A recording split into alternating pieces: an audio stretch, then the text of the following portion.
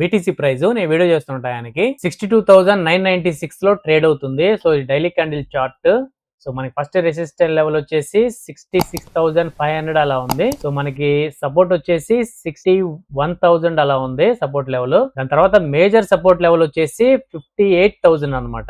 So ఇది కనుక break చేసిందంటే 55,000 కి లేదంటే 50,000 కి ఒకనొక పీక్ టైమ్ లో కూడా వెళ్ళడానికి అయితే అవకాశం అయితే ఉంటది. సో ఇక్కడ పాయింట్ ఏంటంటే గతంలో డైలీ క్యాండిల్ చార్ట్ ఇక్కడ ఎక్కడైతే సపోర్ట్ లెవెల్ ని బ్రేక్ చేసి కిందకి ఫాలో అయిందో దాదాపుగా 73,600 ఉన్నటువంటి బీటీసీ కాస్త 60,000 కి అయితే ఫాలో అవడం అయితే జరిగింది. సో అలాగే ఇప్పుడు కూడా సపోర్ట్ లెవెల్ ని బ్రేక్ చేసి కిందకైతే వచ్చింది బీటీసీ. సో ఇక్కడ నుంచి ఇది ఫాలో అవుతుందా లేదా అనేది కమింగ్ డేస్ లో మనకైతే ఒక క్లారిటీ అయితే వస్తుంది. సో ఈ కమింగ్ డేస్ లో ఉన్నటువంటి అప్డేట్స్ ని బట్టి మనం ఒక అంచనాకైతే రావచ్చు. బీటీసీ ఇక్కడ నుంచి పైకి వెళ్తుందా, ఫస్ట్ రెసిస్టెన్స్ లెవెల్ ని టచ్ చేస్తుందా, లేదంటే సపోర్ట్ లెవెల్ ని టచ్ చేస్తుందా, లేదంటే సైడ్ వేస్ ఇలాగే మూవ్ అవుతూ ఉంటుందా. సో మనం చూసుకుంటే జూలైలో గ్రీన్ లోనే ఎండ్ అయింది, ఆగస్టు గ్రీన్ లోనే స్టార్ట్ అయింది. బట్ ఇది 0.27% అనేది చాలా తక్కువ. సో ఇంకా కూడా 15 డేస్ ఉన్నాయి కాబట్టి రిమైన్. సో ఇది రెడ్ లో క్లోజ్ అవుతుందా లేదంటే గ్రీన్ లో క్లోజ్ అవుతుందా అనేది క్లారిటీ అయితే లేదు, చూడాలి కమింగ్ డేస్ లో. ఇకపోతే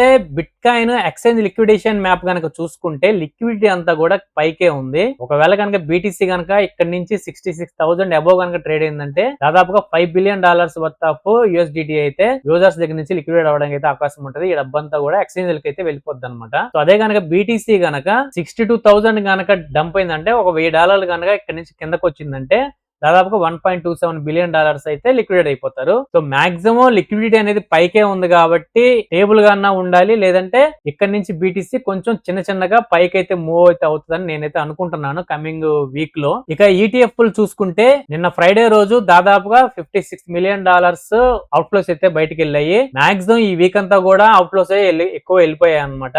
సో లాస్ట్ వీక్ తో పోల్చుకుంటే లాస్ట్ వీక్ వచ్చేసి అన్ని ఇన్ఫ్లోస్ వచ్చాయి, బట్ ఈ వీక్ లో అన్ని అవుట్ ఫ్లోస్ అయితే వెళ్ళాయి. బట్ నెక్స్ట్ వీక్ ఎలా ఉంటది ఏంటి అనేది చూడాలి. సో యూఎస్ మార్కెట్ చూసుకుంటే నిన్న ఫ్రైడే రోజు రెడ్ లో క్లోజ్ అయింది. థర్స్డే చూసుకుంటే న్యూ ఆల్ టైమ్ టచ్ అయింది S&P 500. సో నిన్న ఒక్క రోజు కొంచెం వీకెండ్ కాబట్టి అందులో మార్కెట్ క్లోజ్ అయ్యే టైం కాబట్టి కొంచెం నెగిటివ్ లో ఆల్రెడీ పంప్ అయిన మార్కెట్ కొంచెం కరెక్షన్ కి అయితే వచ్చింది. బట్ రేపు మండే నుంచి ఎలా ట్రేడ్ అవుతుంది ఏంటి అనేది చూడాలి. పీర్ అండ్ గెయిన్ ఇండెక్స్ చూసుకుంటే 34 ఉంది. సో లాస్ట్ వీక్ తో పోల్చుకుంటే కొంచెం బెటర్ అని చెప్పుకోవచ్చు 34 అనేది. ఇకపోతే మీరు thumbnail లో చూసినట్టుగా కొన్ని రోజులు ఆగాలి, ఎందుకంటే ఏదైనా సరే పెద్ద బుల్ రన్ రావడానికి ముందు ఇలాగే ఉంటది.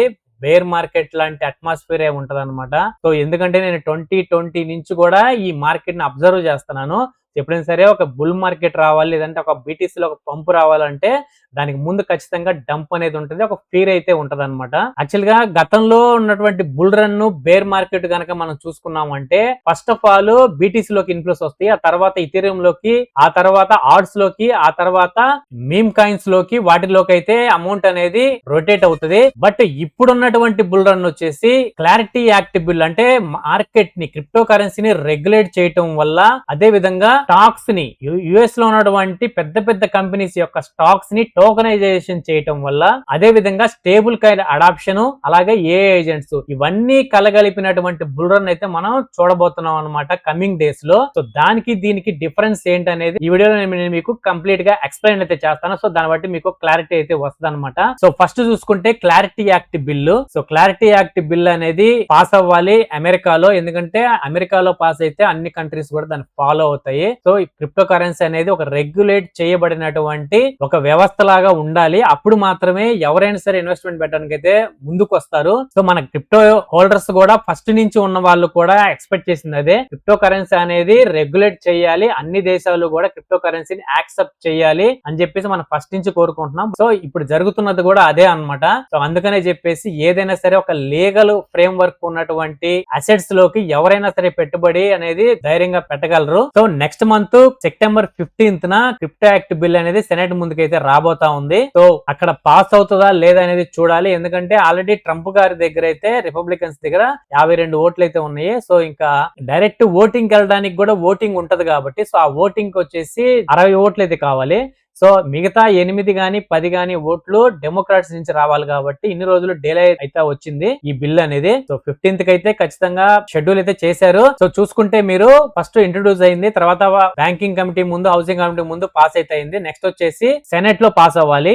ఆ తర్వాత వచ్చేసి ప్రెసిడెంట్ గారి టేబుల్ దగ్గరికి వస్తుంది. ఆ తర్వాత అయితే అది లాగా అయితే మారుతుంది అనమాట ఈ బిల్ అనేది. మిగతా దేశాలు కూడా ఫాలో అయ్యి క్రిప్టోని రెగ్యులేట్ చేస్తాయి. సో వాళ్ళ దేశాల్లో క్రిప్టోని రెగ్యులేట్ చేయడం వల్ల ఇన్వెస్ట్మెంట్ చేయాలి అని ఇంట్రెస్ట్ ఉన్న వాళ్ళు ధైర్యంగా ఇన్వెస్ట్మెంట్ చేయడానికి అయితే అవకాశాలు ఉంటాయి. కాబట్టి క్రిప్టో కరెన్సీ అనేది ఇప్పుడు 2 ట్రిలియన్ ఉన్నటువంటి మార్కెట్ క్యాప్ పెరగడానికి అయితే అవకాశం అయితే ఉంటది. సో ఇది మేజర్ గా క్రిప్టోకి సంబంధించినటువంటి కీ పాయింట్స్ లో క్రిప్టో యాక్ట్ బిల్ అనేది నెంబర్ 1 స్థానంలో ఉంటదని నేనైతే అనుకుంటున్నాను. ఇకపోతే టోకెనైజేషన్ అనమాట, అంటే యుఎస్ లో ఉన్నటువంటి వాల్ స్ట్రీట్ లో ఉన్నటువంటి పెద్ద పెద్ద కంపెనీ, బ్లాక్ రాక్ అయితేనేమి, జోపీ మార్గన్ అయితేనేమి, ఇలాంటి పెద్ద పెద్ద కంపెనీల్లో ఉన్నటువంటి స్టాక్స్ ని టోకెనైజ్ చేసి ఆ స్టాక్స్ ని బ్లాక్ చైన్ మీద 24/7 ట్రేడ్ చేయటం వల్ల అమెరికాకే పెద్ద లాభం ఉంటది. ఎందుకంటే యుఎస్ కంపెనీలటువంటి టెస్లా గానీ, మైక్రోసాఫ్ట్ గానీ, అదే విధంగా యాపిల్ గానీ, స్పేస్ ఎక్స్ గానీ, ఇలాంటి వాల్ స్ట్రీట్ లో ఉన్నటువంటి పెద్ద పెద్ద స్టాక్స్ ని మనం ఇండియాలో ఉన్న వాళ్ళు గానీ, లేదంటే పాకిస్తాన్ లో ఉన్న వాళ్ళు గానీ, శ్రీలంకలో ఉన్న వాళ్ళు గానీ బై చేయాలంటే డిమాట్ అకౌంట్ ఒకటి తీసుకోవాలి, కేవైసీ అప్డేట్ చేయాలి, అదే విధంగా పాన్ కార్డు ఇవ్వాలి. త్రూ బ్యాంక్ ద్వారా మనం ఇన్వెస్ట్మెంట్ అయితే చేయాలన్నమాట. సో 1,00,000-2 లక్షలు చేసే వాళ్ళకి ఇబ్బంది లేదు, కానీ 50 లక్షలు 60 లక్షలు కోట్లలో చేసే వాళ్ళకైతే కేవైసీ ఇష్యూస్ గానీ, లేదంటే ఆ అమౌంట్ అనేది సెటిల్ అవ్వటం గానీ, బై చేసినా సెల్ చేసినా సెటిల్ అవ్వటం గానీ, లేదంటే ఇన్కమ్ ట్యాక్స్ సంబంధించినటువంటి ప్రాబ్లమ్స్ రావడం గానీ జరుగుతూ ఉంటది అనమాట. సో వన్స్ యుఎస్ లో ఉన్నటువంటి స్టాక్స్ అన్నిటిని టోకెనైజ్ చేసి బ్లాక్ చైన్ మీద తీసుకొస్తే ఏమవుతుందంటే, ఇప్పుడు నేనైనా మీరైనా సరే ఒక వ్యాలెట్ తీసుకుంటాం, మెటామాస్క్ గానీ, లేదంటే ట్రస్ట్ వ్యాలెట్ గానీ. ఆఫ్లైన్ లో మనకి యూఎస్డిటీలు దొరుకుతాయి. సో బై చేసుకుంటాం. సో మెటామాస్క్ లో మనం యూఎస్డిటీని డిపాజిట్ చేసుకుంటాం. నెక్స్ట్ వచ్చేసి హైపర్ లిక్విడ్ లాంటి డీసెంట్రలైజ్డ్ ఎక్స్చేంజ్ అనమాట, వీటికి కేవైసీ కూడా ఉండదు. సో మెటామాస్క్ కి కేవైసీ ఉండదు, డీసెంట్రలైజ్డ్ ఎక్స్చేంజ్ అనేటువంటి హైపర్ లిక్విడ్ కూడా కేవైసీ ఉండదు. సో దీన్ని కనెక్ట్ చేసుకొని మీరు యుఎస్ కి సంబంధించినటువంటి ఏ స్టాక్ అయినా సరే క్షణాల్లో బై చేయొచ్చు, క్షణాల్లో అమ్మొచ్చు అనమాట. అది ఫ్యూచర్స్ అయినా సరే, స్పాట్లు అయినా సరే. మీకు 24/7 లో ట్రేడ్ అవటం వల్ల మీకు సెటిల్మెంట్ కూడా చాలా ఫాస్ట్ గా అవుతుంది బ్లాక్ చైన్ మీద ఉండటం వల్ల. సో దీని వల్ల ఏమవుతుందంటే, సో పెద్ద పెద్ద కంపెనీల యొక్క స్టాక్స్ ని ప్రపంచంలో ఉన్నటువంటి ఎవరైనా సరే వితౌట్ కేవైసీ తోటి క్షణాల్లో బై చేయొచ్చు అనమాట. దీనివల్ల అమెరికాకే లాభం. అమెరికాలో ఉన్నటువంటి స్టాక్స్ యొక్క వాల్యూ పెరుగుతుంది, బాండ్స్ కూడా పెరుగుతాయి అనమాట, బాండ్స్ వాల్యూ కూడా. సో యుఎస్ డాలర్ కూడా బలపడిద్ది. ఈ టోకెనైజేషన్ అనేది లిక్విడిటీని పెంచింది. క్రిప్టోలోకి లిక్విడిటీని పెంచడం వల్ల ఆటోమేటిక్ గా వచ్చిన అమౌంట్ స్టాక్స్ కొంత వెళ్ళొచ్చు, అదే విధంగా మన క్రిప్టోలోకి కూడా రావడానికి అయితే అవకాశం ఉంటది. కాబట్టి మన మార్కెట్ క్యాప్ కూడా, క్రిప్టోకి సంబంధించినటువంటి మార్కెట్ క్యాప్ కూడా పెరగడానికి అయితే అవకాశం ఉంటది. సో అందువల్ల అని చెప్పేసి ఈ టోకెనైజేషన్ అనేది మన క్రిప్టో కరెన్సీకి చాలా పాజిటివ్ అవుతుంది. First clarity act bill legal చేయటం, నెక్స్ట్ వచ్చేసి టోకెనైజేషన్ వల్ల ఇన్ఫ్లోస్, అదే విధంగా పెద్ద పెద్ద ఇన్వెస్టర్లు, ప్రపంచవ్యాప్తంగా ఉన్నటువంటి రిటైల్ ఇన్వెస్టర్లు కూడా ఇన్వెస్ట్మెంట్ చేయడం అనమాట. సో ఇంకా థర్డ్ వన్ చూసుకుంటే స్టేబుల్ కాయిన్స్ అడాప్షన్ అనేది రోజు రోజుకు కూడా పెరుగుతా ఉంది. సో మీరు కనుక చూసుకుంటే $300 బిలియన్ నుంచి పైకే స్టేబుల్ కాయిన్ సప్లై అయితే ఉంది. ఇది రోజు రోజుకి కూడా చూసుకోవచ్చు మీరు గ్రాఫ్ అయితే ఎలా పెరుగుతుందో.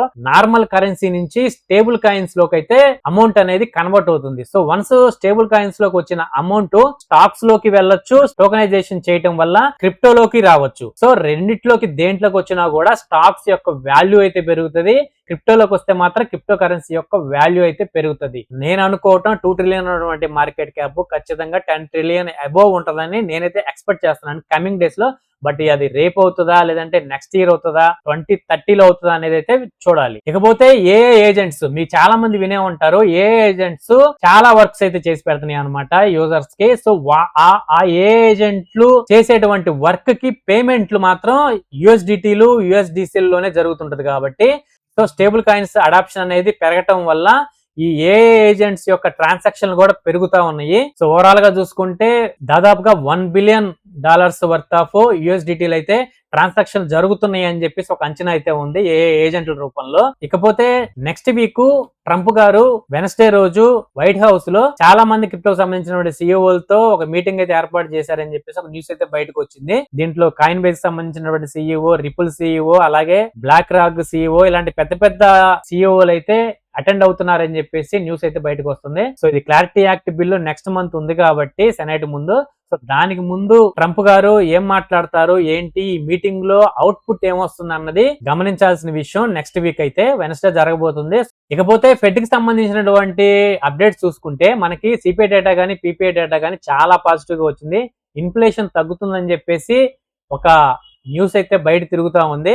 So next month interest rates hike చేయడానికి అవకాశం ఉండదని చెప్పేసి ఓట్స్ అయితే చాలా వరకు తగ్గిపోయాయి. కాబట్టి మార్కెట్ అనేది మన థర్స్డే రోజు యుఎస్ మార్కెట్ పెరిగింది. బట్ బీటీసీఐ లో మా ప్రైస్ లో మాత్రం ఎటువంటి చేంజెస్ రాలేదు అనుకున్నంతగా. సో ఓవరాల్ గా చూసుకుంటే ఫెడ్ కి సంబంధించినటువంటి రేపు 19th ఫెడ్ మినిట్స్ అయితే ఉంది. అది కొంచెం ఇంపార్టెంట్.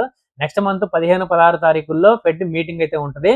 సో అప్పుడు కూడా ఏం మాట్లాడతారు అనేది చూడాలి. సో ఇది ఫ్రెండ్స్ ఇప్పటి వరకు న్యూస్ అండ్ అప్డేట్స్ అయితే మాత్రం మనం కొన్ని రోజులు వెయిట్ చేయాలి. ఎందుకంటే so once crypto act bill pass అయినా ఫెడ్ ఇంట్రెస్ట్ రేట్స్ కట్ చేసినా కూడా అమౌంట్ అనేది విపరీతంగా అయితే మార్కెట్ లోకి వస్తుంది. ఆ వచ్చిన అమౌంట్ తోటి అలా యుఎస్ మార్కెట్ అదే విధంగా క్రిప్టో కరెన్సీ అనేది రెండు కూడా పంప్ అవడం అయితే జరిగిద్దని నేనైతే ఎక్స్పెక్ట్ చేస్తున్నాను. సో ఇన్ని రోజులు వెయిట్ చేసాం కాబట్టి ఇంకొక 1 month 2 months వెయిట్ చేస్తే ఇంకా క్లారిటీ అయితే వస్తుంది.